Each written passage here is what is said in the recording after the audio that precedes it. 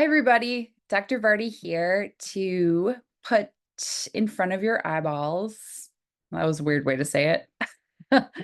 I am here to present our week 7 instructor video. I cannot believe that it's week 7 already. Whew. I've got a lot of things to talk to you about. I want to talk a little bit about your one reading for this week, which I assigned to you, mindful of the fact that I've also asked you to work on your community storytelling proposal. So I want to talk a little bit to you at the beginning of this video about the concepts of space and kindness in reading, in narratives, which we can see, I think, pretty clearly demonstrated in Saunders' The 10th of December, which is what I asked you to read this week. And then also I want to take a chunk of time at the end of this video to talk through that proposal assignment with you. I know I'm emailing with several of you to sort of clarify your ideas, which is awesome. Let's keep talking about that, but let me see if I can go through it for everyone, if that's helpful as well. So first of all, I'm going to share my screen and talk really quickly through some of our concepts here having to do with reading for space and kindness. So now, when we were talking in our Zoom session last week about a theoretical framing for your community storytelling project, space could be one of them. Space in narrative, how characters and the narrative itself interacts with space. The theme of kindness could be something that also comes up for you. So anything that we've been talking about in these instructor mini lectures could be a theoretical anchor for your project. So just kind of keep that in the back of your mind. So firstly, and I'm going to go really fast through this. This probably could take a lot more space.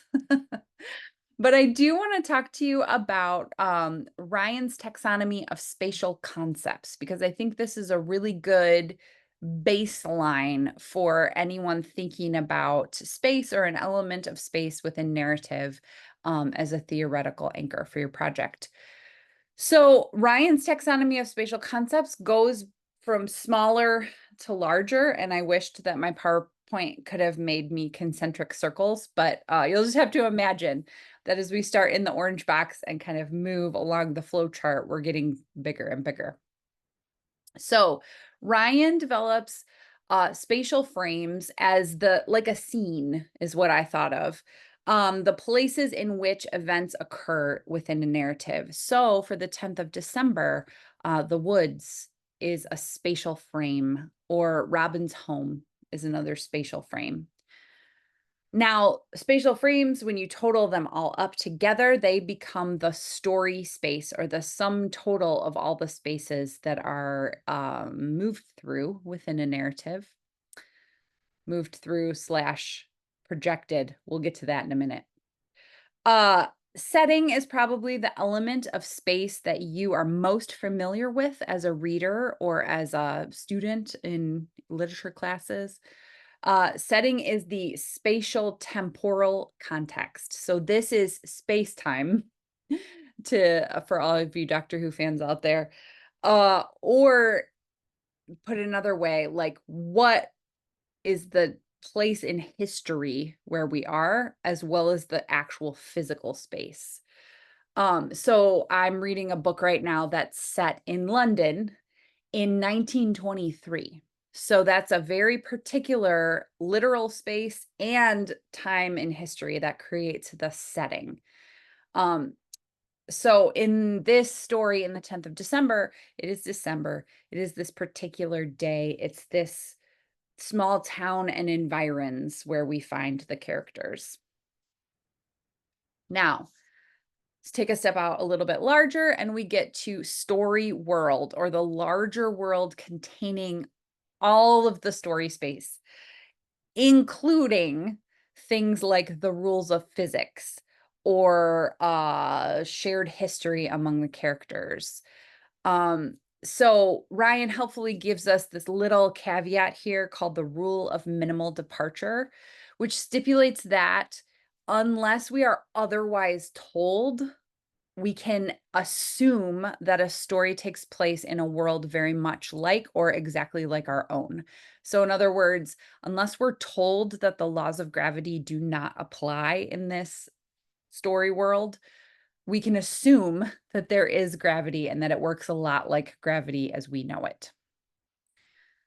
All of this is within the narrative universe. So this, I mean, as a person who loves fantasy and sci-fi, I like to think about the universe of a story.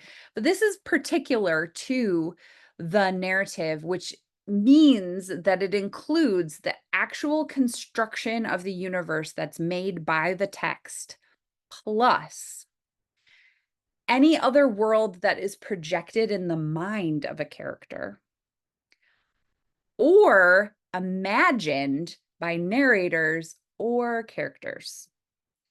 So here is where I really thought of Stephen King's White Rabbit in the sense that like, oh wow, so like there could be a world and then there could be the world that the character is imagining, and it could be different from the world that is the story setting or the story world. Kind of Inception a little bit, but all of these concepts are only meant to help us have a taxonomy. So a taxonomy is a way of organizing what we find. That's an Aristotelian concept. So all of this stuff is what we would already find within narratives that exist. And then this is just giving us names for them and sort of like a little conceptual box to put them in. Now, I'm going to switch a little bit to the theme of kindness because it's all going to come together for us in Saunders' beautiful short story. So first of all, I just want to make a really important distinction that kindness for our purposes in this lesson and in this short story, it is not synonymous with niceness. And this is really helpful. I am drawing here from Karen Swallow Prior's chapter on the 10th of December, and she really takes pains to separate niceness from kindness because it affects how the characters both think of themselves and how they treat each other. So niceness is from the Latin root for unknowing or ignorant, and the Middle English senseless or foolish. Um, and of course, it has been sort of since smushed into us and more synonymous meaning with kindness, um, possibly just through incorrect usage over the years. But it actually is more of a foolish term. Kindness, however, shares a root with kin and really translates more along the lines of treating someone like they are family, even if they are not your family. And that includes things that we might consider nice and things that we might not consider nice. For example, we might lie to someone in order to be nice, but if we're really wanting to treat them like family, we will tell them the truth no matter what, even if it doesn't feel nice. Does that make sense? There's a sense in which niceness is disconnected from truth, and kindness actually reconnects that for us. So then we get to the 10th of December, where we really glimpse a lot of movement between spaces. Of course, we have the spatial frames, each scene, and we can probably identify all the elements from Ryan's taxonomy of spatial concepts.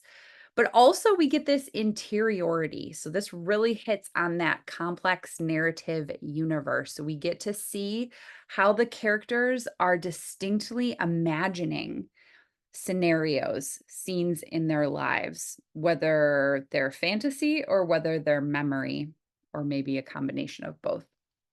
But Saunders really does a great job of creating these distinct voices so that whether we're inside a character's head or outside, we understand that both of their imaginings are not the same.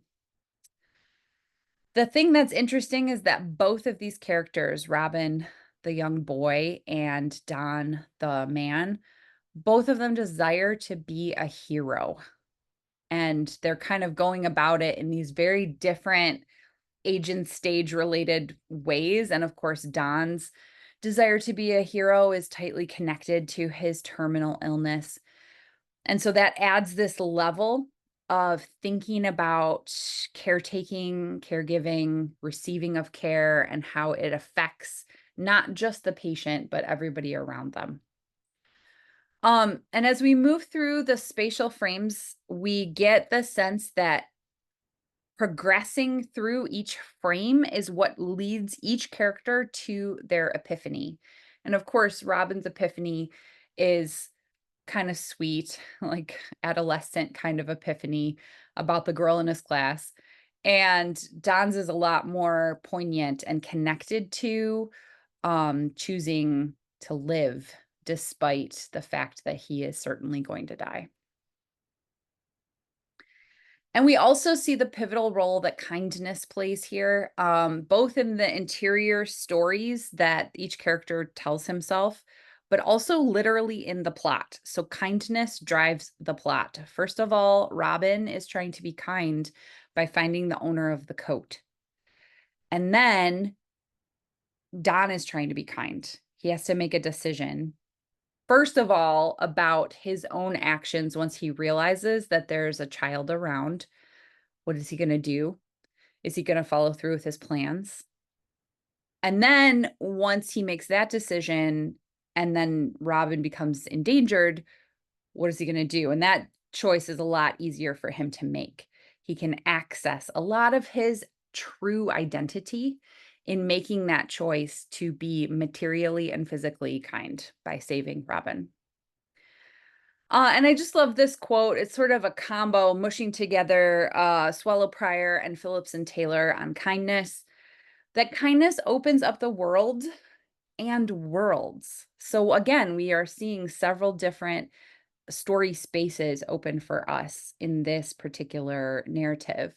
And kindness opens us up to those worlds and to other people in ways that we both long for and dread. I love that. That describes the tension so well. Kindness makes us vulnerable. It's an acknowledgement of our interdependence and therefore risky. Yet the very thing we have in common is our vulnerability. So I hope that you enjoy this story. It's, beautiful and heartbreaking and full of hope and kinship. And I hope that you can see how in choosing this one really concentrated story, we can get at some of these elements of space and kindness in narrative. Okay, I tried to go through that fast so that we could talk proposals. So I hope that you got as energized as I did in our synchronous Zoom session, hearing from Dr. King and Dr. Grogan about some of the potential community partners. If you do not have a community partner in mind, I would encourage you to contact me immediately. Or if you are not sure, oh, I don't know if I want to work with that, contact Dr. Grogan this week. Let's make sure that you can start that communication. I actually, I just got an email from Dr. King that there might be one or two community partners that might still be available through her connections. So if you're interested in any of that, please contact me ASAP so that we can set those up, because I want you to be able to be thinking really concretely about this proposal. So let me share my screen again. We'll get out of here and, whoops. Sorry, guys. Trying this again. Okay, so here is our community storytelling project proposal. And this is going to be due on the 13th. So coming up, this is meant to be something that is more of a process document. So, if if you still feel like you're fleshing out your ideas as you're writing it, that's okay. We still have several weeks ahead of us for you to make revisions, or as you meet with community members and as you collect their stories, things might change for you. So keep that in mind as you move forward. The two steps that I really want to make sure that everybody is started on are developing a reading base. And that is why I only assigned you one reading this week, because I wanted you to be doing some scanning, secondary research, gathering, reviewing, maybe even if you're going to use some articles that we've looked at in this class already. So you need at least 8 articles or an equivalent. So if you're looking at a book, you can count that as like 4 articles. And then when you go to draft your proposal, let me make this a little bigger here. Again, this is not super long. I'm only asking for like 3 to 4 pages here. That does not include the working bibliography. You do not have to annotate this bibliography, although you can if you would like to. That's optional. But I do want to see the sources that you have gathered together so far. You may add more as you're going through, or you may stick with the ones that you have. But when you're doing your proposal, this part is probably the key. And that's what I think a lot of you are noodling out in these first few days of this week. Identifying the potential community partner and the rationale for your work with them. So identifying the community partner, some of you already have folks in your life who you have talked to me and said, hey, I know so-and-so, and they deal with thus and such. And that's great. For the most part, I've been like, yes, that's amazing. Basically, we want to be practicing the tenets of narrative medicine. That is the purpose writ large for this project. So that means we're practicing attentive, empathetic listening. And that's really like when you're sitting down to talk to your people that you're going to interview, listening well to what they have to say, asking thoughtful follow-up questions, guiding them through whatever interview questions you have that will help you sort of get where you want them to go. That is that attention piece. Then we have representation. And so that is where you're going to be thinking about what can you produce with or for this community member. Is it going to be just like a memoir snapshot? Is it going to be something that makes a statement about their situation, their healthcare needs, their care, their frustrations about their care? So that's where the rationale of your work comes in. And that rationale may also develop as you talk to folks, right? So maybe you're like, I don't know, I think I'm going to talk to this old person in the HUD development that Dr. King, hooked me up with. So, and I don't know what I'm going to find, but I'm interested in their experiences. That's great. That's fine for the proposal because your rationale may develop. However, if you're working with Dr. Grogan's team and the Watt group, there's a really specific rationale for what they're doing. They're trying to, get this really cool, innovative, accessible shower into production and in the hands of folks who need it. And so your rationale there is a lot clearer. You're going to help them do what they're doing. You're going to help them by creating some story writing copy for their website. You're going to help them by, facilitating interviews, whatever it is that you do for them has a much more clearly defined rationale.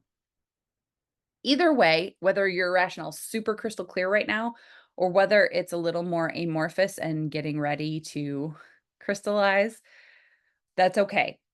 Just try to think about overall what the purpose will be and what the results might be for the community member. We'll get more on that in a second. This part should be hopefully the easiest. This outline of proposed research methods, we don't have that many research methods for you to choose from. Really, we've talked about ethnographic note-taking and we've talked about extended interview.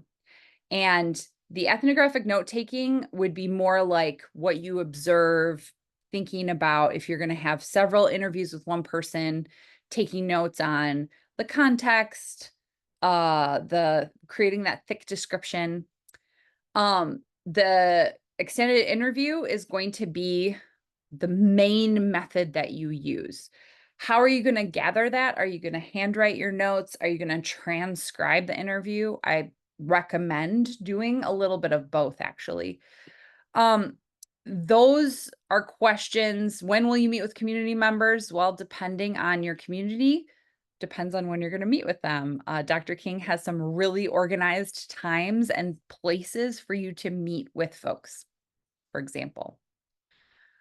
And when will you share your representative stories with the community? That's really important. They, again, need to like receive some sort of copy of what you've written. We're going to have a Zoom session where we're going to share some things from this project. So maybe you would want to invite your community members to that. How are you going to get this back into their hands? So basically, this is where some of the logistical planning I want to see that you are thinking, not just about how you're going to talk to this person or these people the first time, but plan ahead and how are you going to meet with them to follow up and show them what you've written? Because that is the moment where we really can get that affiliation that Rita Charon talks about. The sense for the participant that I have been listened to, and not just listened to, but understood and championed. That is really key. So then you also want to have some kind of projection of what you're going to create. Are you going to create just a short story for this person? Are you going to create something that's more like a photo essay with pictures of them and their story? Are you going to do something more multimodal, like creating website copy for what? Or are you going to, do you want to create something that's like a video that has the text embedded? All of these things are kind of up for grabs. I would love for everybody to do as much writing as possible, but I'm very open to proposals that are more multimodal in nature. So think about that. Finally, in your proposal, I do want to see you think a little bit about the ethical considerations of whatever population you're working with, and what's at stake for them. Are they in a marginalized population? Are they facing issues of embodiment, such as being differently abled or uh, in a marginalized racial group that would put them more at risk for being vulnerable with you, for having their story be told? And, this is not a public thing. We're doing this for research in the context of a class.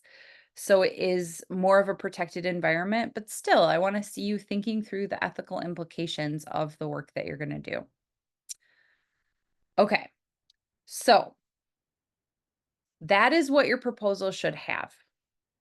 I'm going to stop my share and just kind of conclude by saying, again, not everything needs to be set in stone. And yes, you can and probably will be making revisions to your overall rationale, certainly. Maybe you're even going to make revisions to the genre that you're proposing on writing. Maybe you're sitting here now thinking, oh yeah, I'm totally just going to write a short story.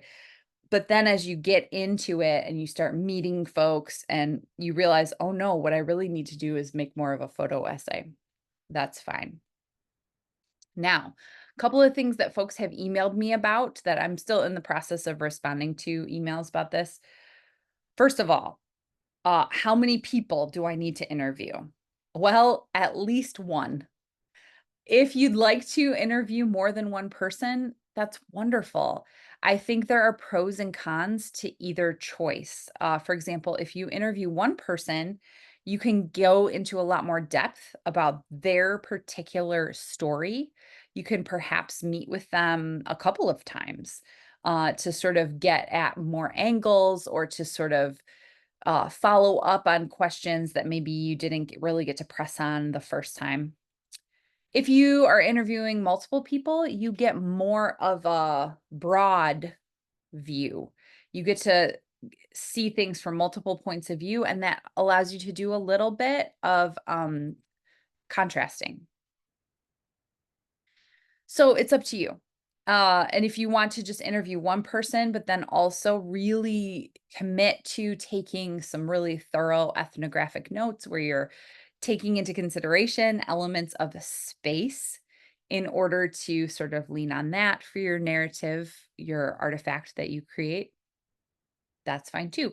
There's lots of different ways that you could go about it depending on your rationale.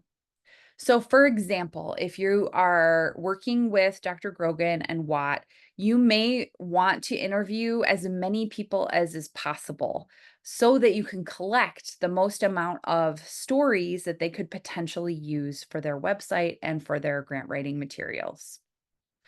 Now, if you were thinking about, I just want, maybe you know someone in your life who is dealing with healthcare concerns or something that you know of that could make a compelling story, maybe what you want to do is just focus on that one person and maybe commit to meet with them a couple of times so that you can really reiterate and kind of summarize for them what you hear them saying in the next session and kind of press on things that you found interesting to really develop the themes of that one story.